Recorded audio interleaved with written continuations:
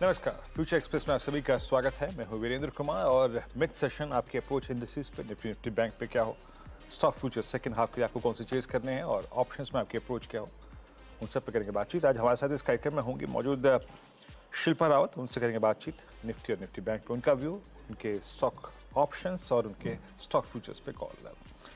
Screen पे indexes लेके आइए। बोथ इंडेक्सेस है डे लो, दिन के सबसे निचले स्तरों पे ट्रेड कर रहे हैं और ज़्यादा पेनफुल अगर कोई इंडेक्स इस वक्त लग रहा है, पेनफुल मैं शब्द का इस्तेमाल इसलिए कर रहा हूं जो कि अपनी एक बहुत महत्वपूर्ण ट्रेजेक्ट्री के नीचे ट्रेड कर रहा है। मैं इस संदर्भ में उस पेन शब्द का इस्तेमाल कर रहा हूं। देखिए, आज सुबह मेरी क्लियर कट अप्रोच क्या थी, मैं आपको पहले वो रिफ्लेक्ट स्क्रीन पर रखता हूँ। हम 2 दिन से 10 डेमा की ट्रेजेक्ट्री को रिस्पेक्ट कर रहे हैं। So in principle till the time 10 डेमा का जोन जो कि परसिस्ट करता है करीब 19,650 639 की ट्रेजेक्ट्री में इन 11 पॉइंट्स के दायरे में, तब तक शॉर्ट तो नहीं करना है। लेकिन अगर सुबह सुबह हमें SGX निफ्टी एक गैप अप दिखा रहा था तो उसको चेस भी नहीं करना है। Till the time first resistance की पेट लेके आइएगा 19,708 और 19,738। इस ट्रेजेक्ट्री के ऊपर आप टिक ना जाए। 705 738 कोई लॉजिक नहीं है इस गैप अप को चेस करने का। क्यों?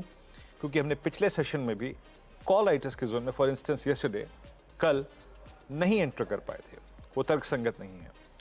और सुबह क्लियरली कमेंट्री में थर्ड लाइन में मेंशन था, ट्रेड करिएगा शॉर्ट लॉन्ग, ये मत सोचिएगा कि क्या हो रहा है क्या नहीं हो रहा है। अगर हम इस ट्रेजेक्ट्री को 705 738 को नहीं क्रॉस कर पाए तो हम कोलैप्स होंगे और we will go towards 10 day exponential moving average. हूबहू वही हुआ अब तक, याद रखिएगा, हूबहू वही हुआ। हम ऊपर से कोलैप्स हुए और इंट्राडे में एग्जैक्टली करीब समझ लीजिएगा 11:49 पे हमने 10 डेमा को स्ट्राइक किया। लॉन्ग के 2 तर्क थे, या तो 10 डेमा के आसपास एक लॉन्ग लेंगे, थोड़ा रिस्क लेके थोड़ा वेट करेंगे, या फिर अगर 10 डेमा वॉलेट होगा तो याद रखिएगा सेकंड बेस के लिए अगर 639 की जोन वॉलेट होती है तो 587 529 के जोन के लिए शॉर्ट भी करेंगे। पर अभी तक याद रखिएगा निफ्टी ने उस जोन को वॉलेट नहीं किया है। मैंने ये 639 का जिक्र इसलिए किया, मैंने करीब 10 पॉइंट का फिल्टर लिया है 10 डे एक्सपोनेंशियल मूविंग एवरेज से। तो ऊपर से कोलैप्स तो मिल गया, लेकिन फर्दर कोलैप्स अगर आना है तो आपको 639 की ट्रेजेक्ट्री को वॉलेट करना पड़ेगा। ठीक है, अब आते हैं निफ्टी बैंक पे।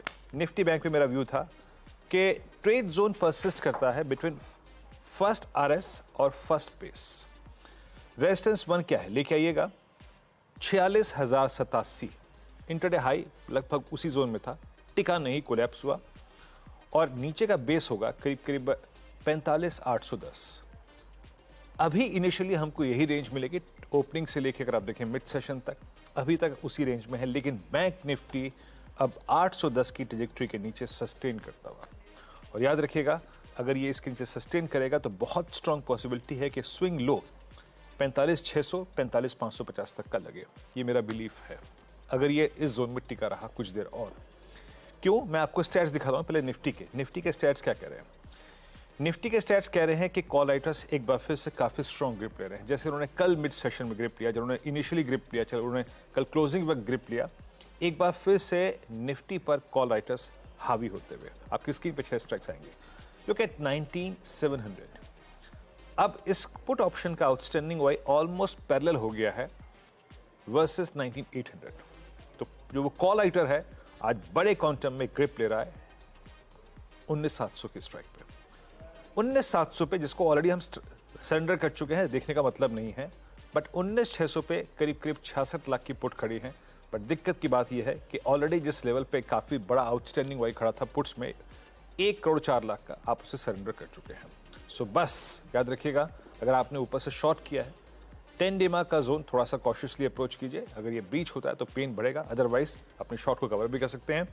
बैंक निफ्टी पे मेरे को थोड़ा संदेह हो रहा है क्योंकि आज बैंक निफ्टी का सबसे मजबूत धड़ा निफ्टी PSU बैंक इंडेक्स, वो थोड़ा सा आप समझ लीजिएगा कि जो चीज़ कल तक बहुत स्ट्रॉन्ग कन्विक्शन दे रही थी वो आज कोलैप्स हो रहा है। आप कोलैप्स करने की टेंडेंसी को देखिए 46,000 पे किस तरीके से कॉल राइटर आ गया है। देखिए 46,1 46,2 पे आज इंट्राडे में करीब आप समझ लीजिएगा कि 35 और 40 50 60 लाख कॉल जुड़े हैं। और नीचे पुट राइटर्स के पास कहीं कन्विक्शन है तो वो याद रखिएगा 45,800 पे है, जो कि हम सरेंडर कर चुके हैं। और उसके बाद कोई भी बड़ा पुट OI होल्ड करती है that's only 45,500। Shilpa ji, good afternoon, कार्यक्रम में स्वागत है। शिल्पा, बहुत संक्षेप में निफ्टी और बैंक निफ्टी पे आपका आउटलुक, बहुत संक्षेप में। गुड आफ्टरनून वीरेंद्र जी, जैसा आपने समझाया है I agree on that part. यहाँ पे निफ्टी या बैंक निफ्टी दोनों ने वो डाउनसाइड जो लेवल है जो ब्रीच करना है उसको इतना डिसाइसिवली अभी तक ब्रीच नहीं किया हुआ है। हाउएवर बैंक निफ्टी थोड़ा ज्यादा वीकनेस यहाँ पे दिखा रहा है कंपेरेटिव टू निफ्टी टुडे। यहाँ पे 45,800 के नीचे इसका सस्टेनेंस डेफिनेटली 45,500 तक का आपको लेवल्स दिखाएगा। और निफ्टी 19,650 के नीचे आई विल बी बेयरिश थोड़ा फॉर 19,500 या प्रोबेबली 19,300 ऑल्सो, बिकॉज 19,700 के ऊपर ही इसका सस्टेनेंस आपको एक बुलिश ट्रेंड इंटैक्ट दिखाएगा। अदरवाइज हम लोग शायद 19,300 भी एक बार टेस्ट करेंगे, विच इज ऑल्सो फाइन। जो रैली हमने देखा हुआ है उसमें एक छोटा सा कंसोलिडेशन इज फाइन। ओके, चलिए, ये आपका निफ्टी रिव्यू हो गया। निफ्टी बैंक पे आपका व्यू लूंगा, लेकिन उससे पहले मैं थोड़ा सा विषय को बदलूंगा। यहाँ पे अर्निंग्स को फोकस करूंगा। दरअसल आपने टाटा स्टील के नंबर्स देखे, क्वार्टरली नंबर्स, और नतीजे कमजोर रहे। टाटा स्टील के इन्हीं नंबर्स पे, एक बार टाटा स्टील टुडे चार्ट रखिएगा, इन्हीं नंबर पे हमारे मेरे सहयोगी हर्षदा ने टाटा स्टील के CEO and MD Shri TV Niranjan से बातचीत करी। आइए एग्जैक्टली बिजनेस आउटलुक उनका क्या कह रहा है और आगे क्वार्टर्स को लेकर उनकी जो स्थिति है वो क्या कह रही है। आइए जरा इस एक बार इंटरव्यू के कुछ मुख्य अंश को सुनते हैं एक बार।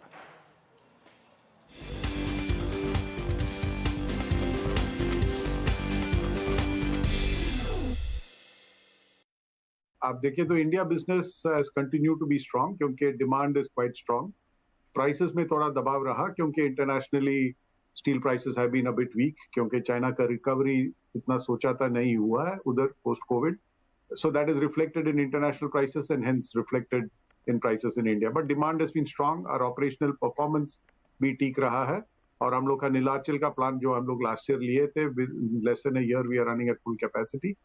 तो उसी के कारण India numbers have been strong. If you see compared to last year, I think we have sold almost 0.6 million tons more in Q1 compared to last year. So overall, India has been strong. EBITDA per ton has been on a reported basis almost 16,000 rupees. Underlying basis will be more than 14,000 rupees क्योंकि कुछ one-offs था. But still in a market which is where the prices have been soft, our EBITDA margin has been over 20%. So we are positive about India business. इसीलिए हम लोग India में भी the expansion plans are for India and we continue to grow in India. लेकिन ये कितना offset कर पाएगा यूरोप के पेन को, क्योंकि यूरोप में लगातार हम देख रहे हैं वो पेन है, वो प्रेशर है। Do you see the tide turning at all? तो यूरोप में दो चीज है। एक है कि हम लोग का Netherlands business which normally is a fairly strong business, EBITDA positive है, कैश पॉजिटिव है, पर अभी उधर में एक ब्लास्ट फर्नेस का रीलाइनिंग चल रहा है। उसका मतलब है कि दो ब्लास्ट फर्नेस है, एक ब्लास्ट फर्नेस अभी बंद है for 6 months because relining takes about 5 to 6 months. So we had guided that Q1 and Q2 में हम लोग का प्रोडक्शन थोड़ा कम रहेगा, which it is, but the sales has not been so much lower because हम लोग थोड़ा slabs, we had produced extra slabs and kept it. That's why the reduction in production is not reflected in the sales, but the reduction in production is reflected in higher fixed costs which are attributed to the cost. And that's why the Netherlands business has been negative EBITDA. Q2 will also be challenging for Netherlands business, will be better, but H2 will be when you see the benefit of full production coming back. UK में वैसे ही when steel prices are low, we are always having a challenge, but उधर में हम लोग का बात चल रहा है गवर्नमेंट के साथ to find a solution which is long term and sustainable. I think we are making good progress in the discussions, and hopefully in the next few months we will come to a solution which is workable for all the stakeholders. तो जब आप कहते हैं H2 will be better, क्या ये सिर्फ Netherlands business को लेकर है या फिर आप होपफुल है कि ये यूके में भी रिफ्लेक्ट करेगा, या फिर आपको और पैसे खर्च करने पड़ेंगे और इन्वेस्टमेंट करना पड़ेगा यूके बिजनेस में? So Netherlands clearly H2 will be better than H1 क्योंकि production itself will be much higher in H2 than H1 because the blast furnaces will be back in production. UK में the advantage we will have is the energy costs and the electricity costs will be lower in H2 than H1 क्योंकि H1 is still a bit high because of the fallout of high energy prices and high electricity prices arising out of the conflict. So we expect UK also H2 to be better than H1 and Netherlands clearly H2 to be better than H1. Okay, मैं sir एक अंदाजा आपसे ये भी लेना चाहूंगी कि realisations going into Q2 वो कैसे उभर कर आते हुए दिखाई दे रहे हैं, क्योंकि कोकिंग कोल के कॉस्ट में कुछ कमी है, दूसरे इनपुट कॉस्ट भी कुछ ईज ऑफ हुए हैं? तो प्राइसेस आप देखिए तो generally we feel that Q2 in India the realizations will be about 3,000 to 3,200 rupees per ton lower than Q1. And in Europe will be about 40 euros per ton lower in Q2 than compared to Q1, 38 to 40 euros. In terms of cost, हम लोग देख रहे हैं कि consumption cost of coking coal will reduce by at least $50 a ton both in Europe and in India, Q2 to Q1. Mister Narendran, इस particular quarter में हमने notice किया है कि आपके डेट में इजाफा देखने को मिला है। दैट्स प्राइमरीली क्योंकि आपने कैपेक्स बढ़ाया, लेकिन जहां पर आपने 2 साल पहले कहा था कि आप कॉन्शियसली हर साल बड़े पैमाने पर डेट रिड्यूस करते हुए दिखाई देंगे, FY24 को लेकर क्या टारगेट्स हैं आपके? नॉर्मली हम लोग जो 4-5 साल पहले हम लोग बोले थे कि हर साल our ambition is to reduce the debt by at least $1 billion. तो जब हम ये बोले थे, the debt was about 105,000 crores and we have brought it down. Last year was the first year when we couldn't bring down the debt because it was a very challenging year because of high coking coal prices and export duty and all that. ये साल में भी हम लोग ये target रखा है। अभी we have gone up by about 3,000-4,000 crores compared to the beginning of the year. But like I said, we are expecting a better H2. We are also expecting that some of the inventory that we built up, particularly in Netherlands, क्योंकि हम लोग का slab stock थोड़ा ज्यादा था because we knew that the blast furnace was coming down. So we will release more working capital and we will have a better financial performance in H2. And so we have not taken our eyes off the target of reducing by $1 billion for this year also.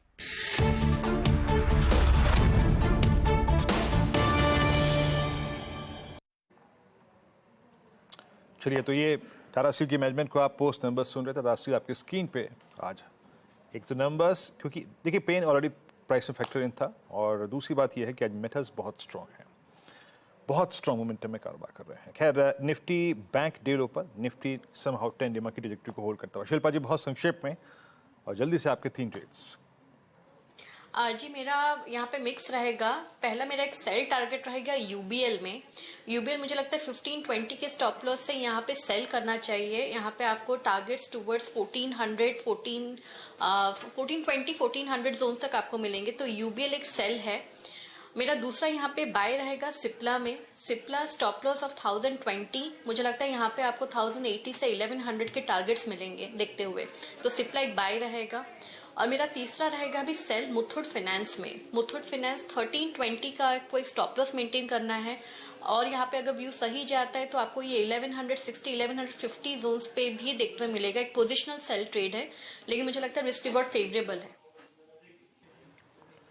Okay, 3 trades आपके। अब एक छोटे से break का वक्त है। Bank Nifty थोड़ा सा पेन में है। Stock futures like axis bank and डेलो आज काफ़ी सेलिंग। एक्सिस बैंक में डेलो 957 पे, कहाँ पारी की शुरुआत हुई थी 970 पे, 980 पे डेलो पर आके ट्रेड करता हुआ। एक ब्रेक का वक्त है। ब्रेक के बाद देंगे आज का सस्ता ऑप्शन ट्रेड। छोटा सा ब्रेक लेके हाजिर होता है।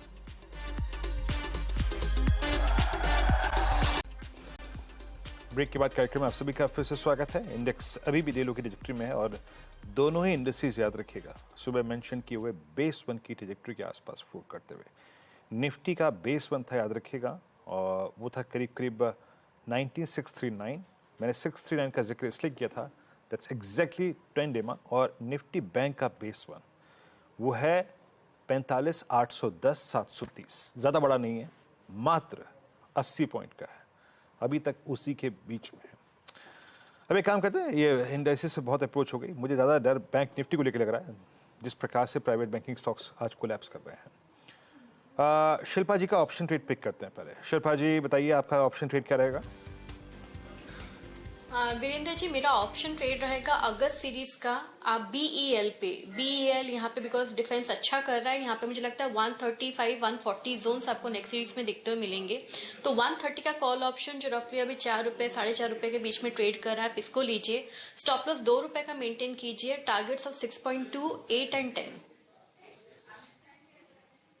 ओके, तो यहाँ पे BL बहुत स्ट्रॉन्ग स्ट्रक्चर है। याद रखिएगा, बाजार की इस रीसेंट टर्बुलेंस से बिल्कुल डिफरेंट रहा है ये स्टॉक। 126.75 अभी भी ये इसके करियर के जो हाईएस्ट ट्रैजेक्टरी है उस पर ट्रेड कर रहा है। हाईएस्ट ट्रैजेक्टरी इसकी है अप्रॉक्सीमेटली 128.74। अभी भी 10 day 20 day exponential moving average के ऊपर डे हाई पर ये ऑप्शन ट्रेड आप पिक कर सकते हैं। आपकी स्क्रीन पे आया इस कॉल ऑप्शन को, आज आपका सस्ता ऑप्शन ट्रेड है। स्क्रीन पे प्लीज लेके आइए एक बार फिर से इसके प्रीमियम्स को। 126.75 पे स्पॉट ट्रेड करता हुआ ऑप्शन का प्राइस अगर स्क्रीन पे रख देंगे एक बार, क्योंकि ये नेक्स्ट मंथ का ऑप्शन है। ओके, डेटा अपडेट नहीं हो रहा है बट इस एक बार शिल्पा जी फिर रिपीट कर देंगे अपना ट्रेड प्लीज। उसके पास प्रीमियम 130 कितना है का आपके कॉल पास? अभी 4.65 पे अभी ट्रेड कर रहा है। यहाँ पे आप इसको पार्टिसिपेट कीजिए, 2 रुपए का स्टॉप लॉस मेंटेन कीजिए, आपको टारगेट्स टुवर्ड्स 8 एंड 10 भी देखते हुए मिलेंगे। ओके, चलिए शिल्पा जी बहुत बहुत शुक्रिया आप इस कार्यक्रम में शामिल हुई और सभी स्टॉक्स और इंडस्ट्रीज पर रखी। बस एक लास्ट में चलते चलते स्टॉक आपकी स्क्रीन पर रख देता हूँ और वो है टाटा मोटर्स 640, इसके करियर का सर्वोच्च स्तर। फिलहाल एक ब्रेक, आपसे अगली मुलाकात होगी आज कमाई का अड्डा में हर्षदा और अनुज के साथ। तब तक के लिए नमस्कार।